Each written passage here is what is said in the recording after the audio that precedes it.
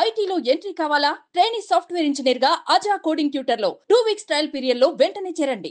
Hi hello welcome to Suman TV. నేను మీ Roshan. Present నాతో ఒక స్పెషల్ పర్సన్ ఉన్నారని చెప్పొచ్చు. ఎందుకంటే ఆర్య మీ అందరికి గుర్తుందా? మేబీ మన స్కూల్ డేస్లో ఉండుంటాం. ఉప్పినంత ఈ ప్రేమకు ఈ సాంగ్కి ఇప్పటి వరకు కూడా ట్రెండ్ తగ్గలేదండి. సో అల్లు అర్జున్ గారు ఆ స్టైల్లో డాన్స్ చేయడానికి మరి వేరే లెవెల్లో కొరియోగ్రఫీ చేసిన రఘు మాస్టర్ మీ అందరికి గుర్తే ఉందా? మన D3లో ఉంగరాలు జుట్టేసుకొని పెద్ద గడ్డం వేసుకొని ఈ రేంజ్లో ఉన్నారు కదా. ఎస్, ఆయనే చాలా రోజుల తర్వాత మళ్ళీ స్క్రీన్ ముందు కనిపిస్తున్నారు. అంటే ఆ స్క్రీన్ ముందు కాదు, ఈ స్క్రీన్ ముందు మీడియా ముందుకు వచ్చారు. బాంబు పేలుస్తా అంటున్నారు అసలుకి. ఒకసారి మాట్లాడేద్దాం మాస్టర్తో. Hi Raghu master. Hello darling. Super darling, how are you? Super super. ఎప్పుడు రఘు మాస్టర్ అని అనుకున్నప్పుడు మా అందరికి బాగా గుర్తుండే పాట ఉప్పెనంత నీ ప్రేమకు. దాదాపు కొన్ని వందల సాంగ్స్ చేశారు, అది వేరే విషయం అనుకోండి. అలాంటి ఒక సాంగ్ మీ లైఫ్లో ఒక మైల్ రాయింది. అండ్ బ్యాక్ టర్న్ అయ్యి చూసుకోకుండా లైఫ్లో ఇలా ఎదిగిపో ఎదిగిపో ఎదిగిపో ఎదిగిపో అని ఒక లెసన్గా మిగిలిపోయిందని చెప్పొచ్చు. ఎలా అనిపిస్తుంది in years journey? I think 1997లో వచ్చారు ఇండస్ట్రీకి. 97లో సెప్టెంబర్ 10th జాయిన్ అయ్యాను. అంటే మీకు ఐడియా ఉంటుంది కదా, మన ఫిల్మ్ ఇండస్ట్రీలో డాన్సర్ అసోసియేషన్లో ఒక కార్డు ఉండాలి. అవును, అంటే లైక్ మెంబర్షిప్.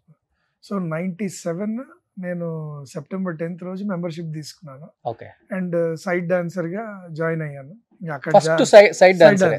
ఓకే, ఏ సాంగ్? సో ఫస్ట్ నేను వచ్చి బాలకృష్ణ గారి మూవీ చేశాను. Movie బాలకృష్ణ గుర్తుందా? మూవీ గుర్తులేదు, బట్ ఆ తర్వాత ఇంద్ర వెంటనే. ఓ, సో ఇంద్ర, అక్కడి నుంచి ఇంకా పల్నాటి బ్రహ్మనాయుడు, ఇంకా చిరునవ్వుతో. ఈ డాన్సర్గా ఉన్నప్పుడు ఒక ఇదేంటంటే ఏ సినిమా అనేది కాదు, ఎన్ని పాటలు చేస్తున్నాము, ఎంత పేమెంట్ వస్తుంది, ఈ రకంగా ఫాస్ట్గా వెళ్ళిపోవడమే అంతే. ఈ పాట అయిపోయింది, నెక్స్ట్ సాంగ్కి పిలవడం, నెక్స్ట్ సాంగ్కి వెళ్ళిపోవడం. సో అక్కడ చూడడం, అంటే మనము ఆరాధ్య దైవంగా భావించే స్టార్స్ అందరినీ, అరే వీళ్ళ వెనకాల మనం డాన్స్ చేసేది ఎంత అదృష్టము అని అనుకుంటూ, అండ్ చిన్నప్పటి నుంచి ఆ డాన్స్ అనేది ఒంట్లోనే ఉంది కాబట్టి దేవుడి దయ వలన సో ఆ జర్నీని అలా హ్యాపీగా కొనసాగించు. అండ్ అక్కడి నుంచి లారెన్స్ గారి దగ్గర చేసిన తర్వాత కొన్ని సాంగ్స్ అయిన తర్వాత దెన్ రాజు సుందరం మాస్టర్ గారి దగ్గర అవకాశం వచ్చింది. అండ్ అక్కడికి వెళ్ళిన తర్వాత ఇంకా వెనక్కి తిరిగి చూడలేదు అసలు. ఇంకా ఆయన దగ్గర చాలా వర్క్ నేర్చుకునే ఒక హ్యాపీనెస్ దొరికింది. అండ్ అక్కడి నుంచి సైమల్టేనియస్గా, అంటే ఇక్కడ వర్క్ చేస్తున్నప్పుడు మనం ఫ్రీలాన్సర్గా వేరే మాస్టర్స్ దగ్గర చేయొచ్చు.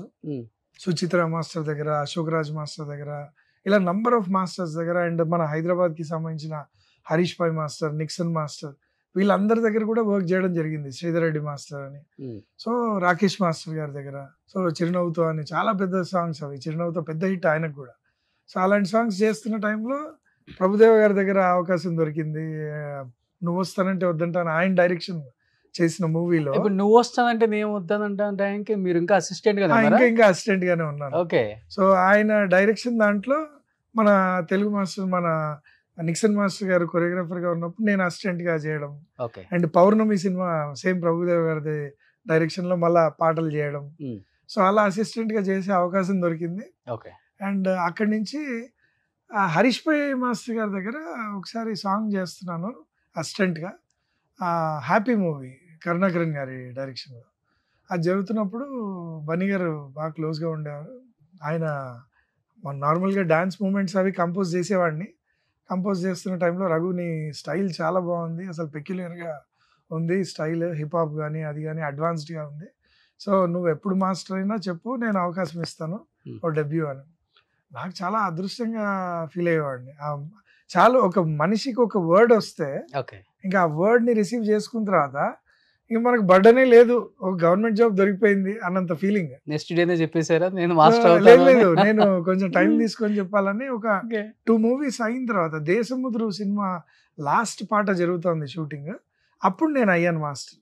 సో ఆల్మోస్ట్ 2006 ఎండ్లో అయినప్పుడు డైరెక్ట్గా సెట్కి వెళ్ళి అల్లు అర్జున్ గారిని కలిసి చెప్పేశాను, సరే ఇలా మాస్టర్ అయిపోయాను, సో మీరు ఇచ్చే డెబ్యూ తోటి వెయిట్ చేస్తున్నాను అని. అయ్యో రఘు ఇందులో అయిపోయింది, బట్ నెక్స్ట్ సినిమా పక్కాగా ఇస్తాను అన్నారు. పర్లేదు 6 months. నేను కూడా 97 నుంచి చేసి ఒక రెస్ట్ తీసుకున్నాము. కొన్ని రోజులు మైండ్కి పని చెప్దాము, నెక్స్ట్ కొరియోగ్రఫీ వస్తే ఎలా చేయాలి, అప్డేట్ అవుదాము అని వరల్డ్ క్లాస్ ఇవన్నీ చూసేవాడిని వీడియోస్ అన్ని. ఇంట్లో ఒక సిస్టమ్ ఉండేది, అన్నయ్య వాళ్ళ సిస్టమ్ అవన్నీ పెట్టడము. నేను అప్డేట్ అవ్వడానికి అసలు ఏం జరుగుతుంది బయట, ఎలా ఉన్నాయి డ్యాన్స్ ఫార్మాట్స్, దాన్ని అంతా డౌన్లోడ్ చేస్తుండేవాడిని. సో అలాంటి టైంలో నెక్స్ట్ పరుగు వచ్చింది. బట్ పరుగుకు కూడా వెళ్ళి కలిసాను, ఏదో మిస్ అయింది. మిస్ అయిన తర్వాత రఘు నెక్స్ట్ మూవీ పక్కా అన్నారు. అండ్ దాని తర్వాత 6 months తర్వాత ఎందుకు టైం వేస్ట్ చేయడం, అనవసరంగా వేరేవి చేయొచ్చు కదా అని చెప్పారు. మంచి సలహా ఇచ్చారు. కానీ నాకేంటంటే స్ట్రాంగ్ బిలీఫ్ ఆయన చేతుల్లోంచి డెబ్యూ వస్తే బాగుంటుంది అని. సో లేదు సార్ నేను చేస్తాను పక్కగా డెబ్యూ మీరు ఇచ్చిన తర్వాత. సో ఆ తర్వాత నేను వెయిట్ చేసిన దాని ప్రకారం ఒక రోజు వెళ్ళాను, కలిసాను. సో యు ఆర్ ఇన్ అని చెప్పారు. అంటే ఒక అంటారు కదా, కలిసి వస్తే ఒక నైట్లో జరిగిపోయింది అన్న ఫీలింగ్.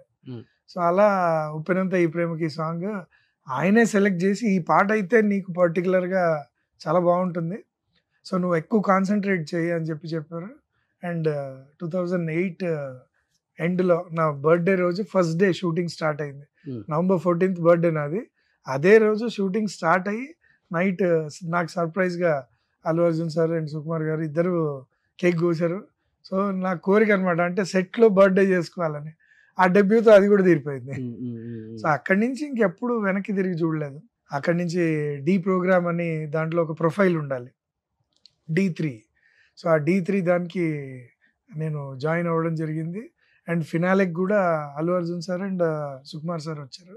సో అప్పుడు సాంగ్ చేసున్నాను, హిట్ అయిపోయింది సాంగ్. అండ్ ఇప్పుడు ఫినాలేలో భయం నాకు ఏంటంటే, ఇప్పుడు అంత మంచి సాంగ్ చేసి ఇలాంటి కాంపిటీషన్లో ఓడిపోతానా ఏంటి వాళ్ళ ముందు అనే ఒక చిన్న ఉండేది. బట్ స్టిల్ ఆ దేవుడి దయ వలన నేను గెలవడం జరిగింది. వాళ్ళ చేతుల మీదుగానే ప్రైజ్ తీసుకున్నాను. అండ్ నెక్స్ట్ ఇమ్మీడియట్గా మిర్చి సినిమా, ఇదేదో బాగుందే చలి, అసలు ఇంకా నెక్స్ట్ లెవెల్కి తీసుకెళ్ళిపోయాయి. అంత రొమాంటిక్గా ఉంటారా అంటే ఈ క్రెడిట్ అంతా కూడా నాకు తెలిసి, నేను చాలా మాసీ సాంగ్స్ అన్నీ, అంటే వెస్టర్న్ సాంగ్స్, ఫోక్ సాంగ్స్, సినిమాలో అన్ని రకాల పాటలు చేయాల్సిందే కదా. సో అన్ని రకాల పాటలు చేసినా కూడా నా కంపోజిషన్ అది చూసి అబ్జర్వ్ చేసిన అల్లు అర్జున్ సార్, ఆయన నాకు అలాంటి ఒక మంచి నంబర్ ఇవ్వడము, ఇంకా అక్కడి నుంచి నాకు అలానే స్టార్ట్ అయిపోయింది. అండ్ ప్రతిరోజు లేవగానే ఎలా ప్రేమించాలి అనే ఒక కాన్సెప్ట్లో ఉండిపోయాను.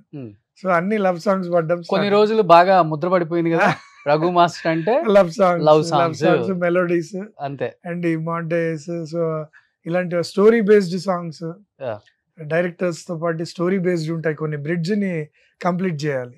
సో ఆ బ్రిడ్జ్ ని కంప్లీట్ చేసే దాంట్లో రిథమిక్, ఇప్పుడు డైరెక్టర్ తీస్తే ఒక సీన్ లాగా ఉంటుంది, అదే ఒక కొరియోగ్రాఫర్ అదే సీన్ ని రిథమిక్ గా చేస్తారు, పాట లాగా ఉంటుంది. సో అలాంటి దాంట్లో నేను ఆ సిచ్యువేషన్ ని నేను రిథమిక్ గా తీసుకెళ్ళి ఆ బ్రిడ్జ్ ని కంప్లీట్ చేసేవాడు.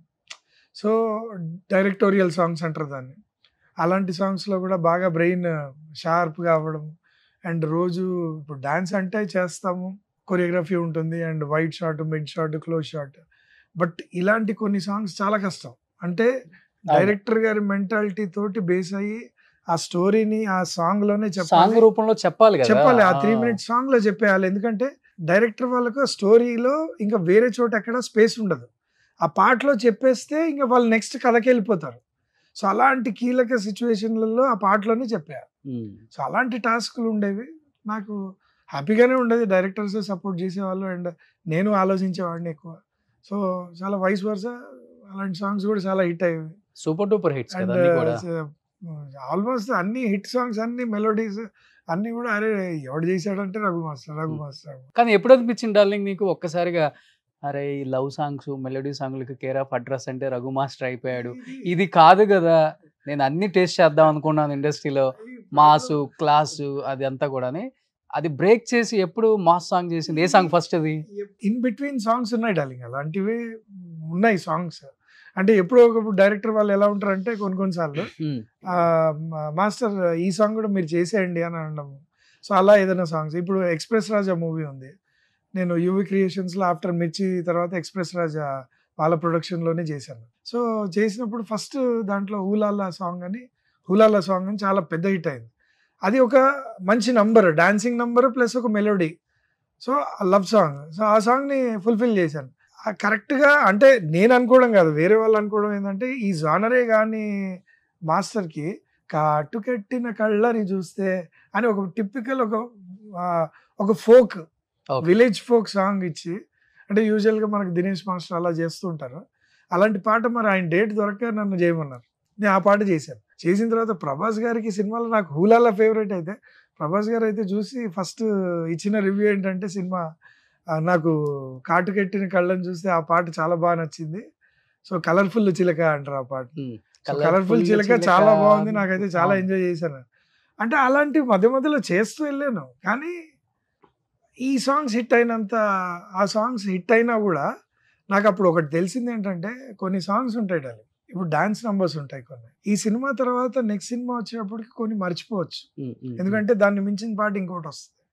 సో ఈ పాటను మర్చిపోవచ్చు. కానీ కొన్ని మెలోడీస్ ఉంటాయి, సంవత్సరాలు తరబడి దాన్ని విన్నా, ఊహించుకున్నా, అండ్ టీవీలో మనం చూసిన పాట అది ఎప్పటికీ గుర్తుండిపోయేలాగా ఉంటాయి.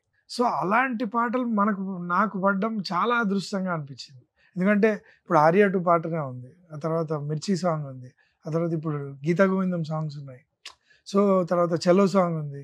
ఇలాంటివి ఎప్పుడు విన్నా చాలా రిఫ్రెషింగ్గా ఉంటుంది, అండ్ కొరియోగ్రఫీ చేస్తున్నా చాలా హ్యాపీగా అనిపిస్తుంటుంది. బట్ డైరెక్టర్స్ సపోర్ట్ కూడా ఏంటంటే, నేను అనుకున్నది సరే ఇది అనుకున్నాను అని అంటే, మీరు చేయండి మాస్టర్, మీకు ఆ ఫీల్ ఉంది, ఆ లవ్ ఉంది, సో మీరు చేయగలరు, మీరు చేసేయండి అన్నప్పుడు ఆ డెసిషన్ తీసుకొని చేసేసి అది హిట్ అవ్వడం, మంచి పేరు తీసుకురావడం. సో అదృష్టంగా.